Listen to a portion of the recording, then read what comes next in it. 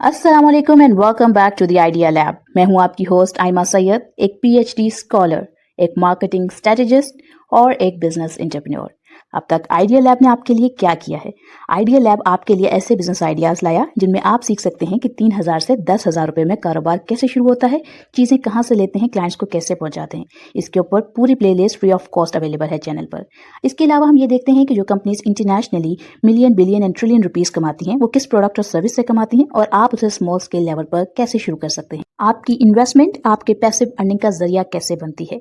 Stocks क्या हैं, PSX क्या है, पाकिस्तान स्टॉक एक्सचेंज पर आपकी गवर्नमेंट आपके पैसे सेफ कैसे रखती है, और इसके अलावा कंपनीज में इन्वेस्ट करने से पहले उनकी फंडामेंटल टेक्निकल एनालिसिस कैसे की जाती है, फाइनेंशियल स्टेटमेंट्स कैसे पढ़ी जाती हैं।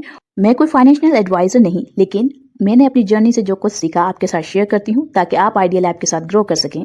अस्सलाम वालेकुम and welcome back to the idea lab. और आज हम ये देखने वाले हैं कि एक बिगिनर जब भी अपने इन्वेस्टमेंट, अपने पैसे इन्वेस्ट करेगा तो वो स्टॉक्स के अंदर सेक्टर्स को कैसे सिलेक्ट करेगा, वो कैसे ये डिसाइड करेगा कि कौन सा सेक्टर मेरे लिए बेस्ट हो सकता है या कौन से सेक्टर्स मेरे लिए बेस्ट हो सकते हैं, ताकि वो अपने इन्वेस्टमेंट को सेफ तरीके से इन्वेस्ट कर सके और अच्छे प्रॉफिट्स अर्न कर सके। तो सबसे पहली बात ये है कि सेक्टर इम्पोर्टेंट है क्यों, इसकी सिलेक्शन इम्पोर्टेंट क्यों है। सेक्टर अकेला मूव नहीं कर, बेसिकली सेक्टर तो अकेला मूव नहीं करता क्योंकि ऑब्वियसली पीएसएक्स साथ मूव कर रहा है, पूरा का पूरा मार्केट मूव कर रहा है।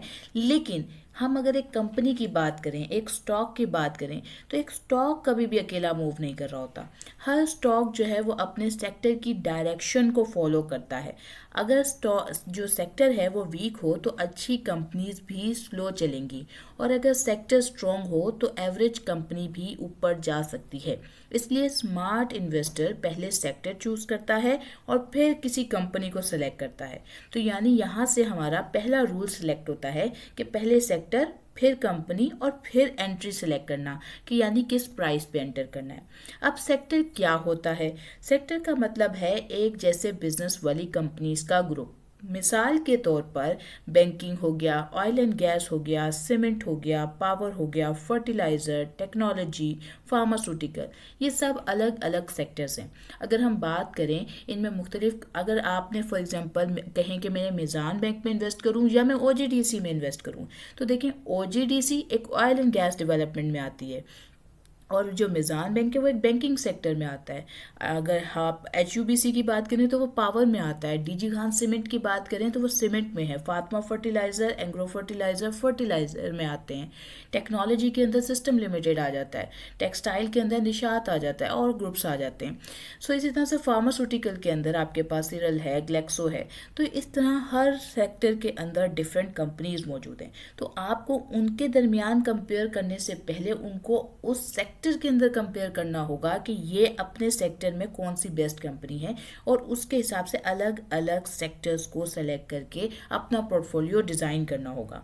अब अगर हम यहाँ पर ये देखें कि इसके अंदर आप ये कैसे कर सकते हैं, तो जो इकोनॉमी है और का ये सेक्टर्स के साथ ना एक बहुत गहरा ताल्लुक है। ये एक साइकिल की तरह मूव करते हैं।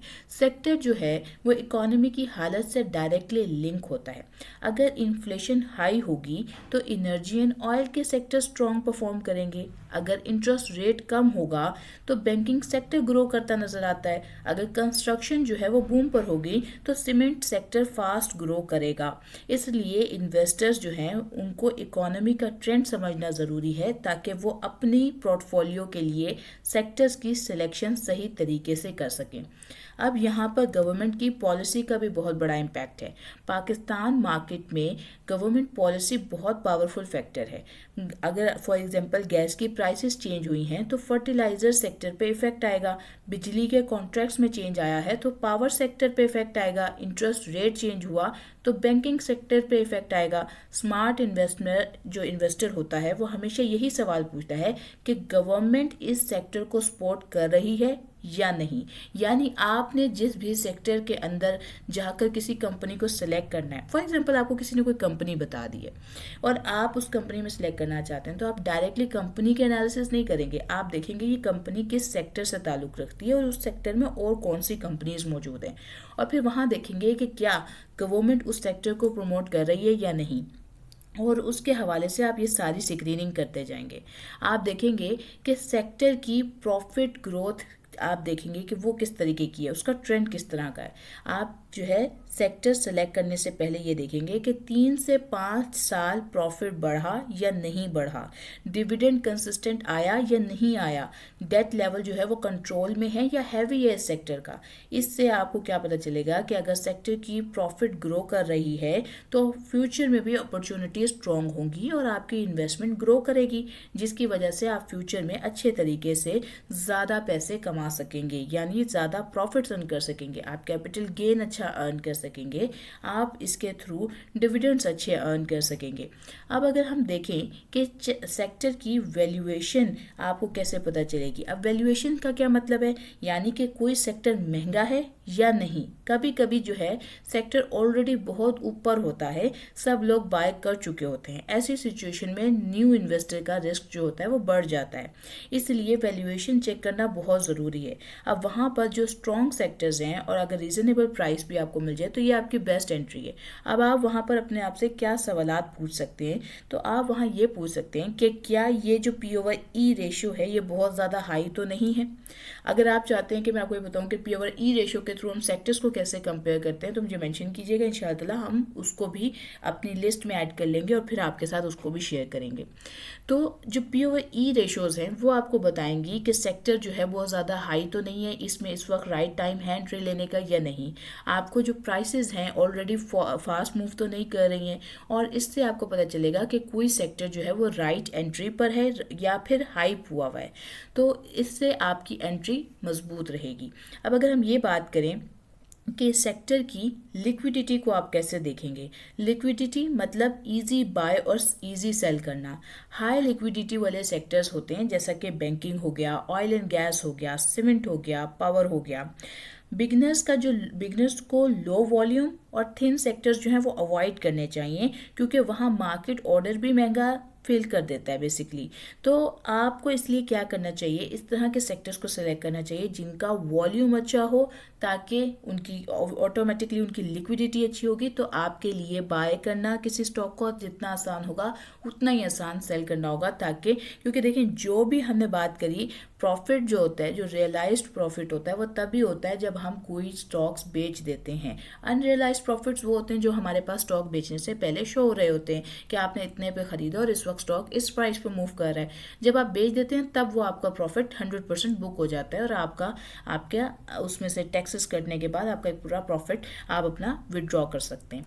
तो अगर हम ये देखें कि 2-3 सेक्टर्स पर अगर हम फोकस करना चाहें तो वो किस तरह से कर सकते हैं। हर सेक्टर में इन्वेस्ट करना ज़रूरी नहीं है। इस वक्त 36 सेक्टर्स जो है PSX यानी पाकिस्तान स्टॉक एक्सचेंज पर मौजूद हैं। अगर आपने सेलेक्ट करना है और आपकी इन्वेस्टमेंट 10,000 से 1 लाख के दरमियान है तो ज़रूरी नहीं है कि आप 36 सेक्टर्स में बिल्कुल भी नहीं आपको इन्वेस्ट करना चाहिए, बल्कि आप 3 से 4 सेक्टर्स में मूव करेंगे, उनमें से भी एक एक 2-2 कंपनीज को लेंगे।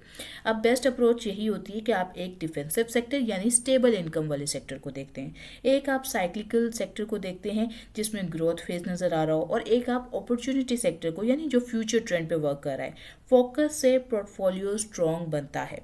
अब बेस्ट कंपनीज जो है वो फिर आप सेलेक्ट करेंगे। वो किस तरीके से होगा, सेक्टर चूज करने के बाद कंपनी देखेंगे। आप देखेंगे कि इसमें मार्केट लीडर कौन है, कि कौन सबसे ज़्यादा परसेंटेज ले रहा है इस पर्टिकुलर सेक्टर में, किसका कौन सबसे ज़्यादा मार्केट, किसकी सेल्स अच्छी हैं, किसकी जो है एसेट्स अच्छे हैं, किसकी जो ओवरऑल फाइनेंशियल मार्केट अच्छी है, कौन ज़्यादा प्रोडक्ट्स मार्केट में ऑफर कर रहा है, तो इस तरीके की किसकी प्राइसिंग अच्छी है मार्केट के अंदर। तो इन तमाम चीज़ों को एक बिजनेस जैसे चलता है उसके माइंडसेट से आपको उनको देखना होगा, ताकि आप ये समझ सकें कि उस सेक्टर के अंदर जो कंपनीज हैं वो कैसे वर्क कर रही हैं।